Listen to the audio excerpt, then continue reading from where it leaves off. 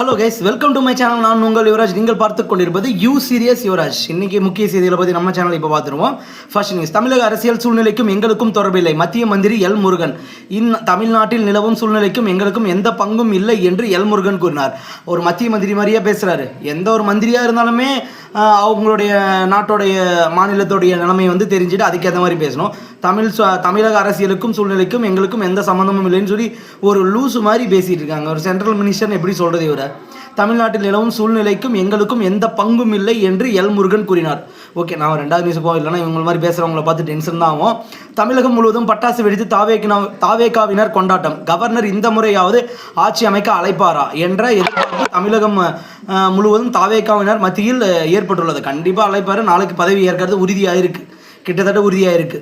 அடுத்த எதுவுமே நடக்கிறப்ப தான் ஒத்துக்க முடியுமே தவிர அது வரைக்கும் நாம் எதிர்பார்த்துட்டே தான் இருக்க முடியுமே தவிர எல்லாமே எக்ஸாக்ட்னு சொல்ல முடியாது. கண்டிப்பாக நாளைக்கு ஏற்றுப்பார்னு நான் நம்புகிறேன். 3 மணிக்கு எதிர்பார்த்துருக்கேன்.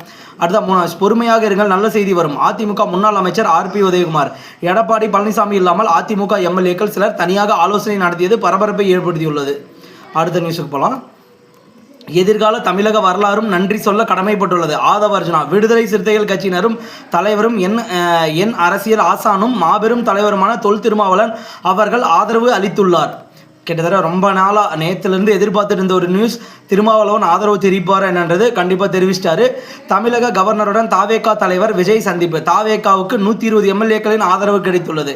தாவேகாவுக்கு ஆதரவு வழங்கியது என் விசிக தலைவர் தொல் திருமாவளவன் பேட்டி.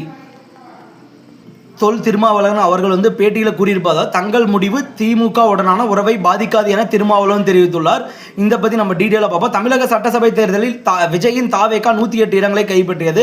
தாவேகாவுக்கு காங்கிரஸ் கட்சியின் 5 MLAக்கள் ஆதரவு கொடுத்திருந்தாலும் ஆட்சி அமைக்க 118 இடங்கள் தேவை என்பதை சுட்டிக்காட்டி தாவேகாவை ஆட்சி அமைக்க தமிழக பொறுப்பு கவர்னர் அர்லேக்கர் அழைப்பு விடுக்கவில்லை.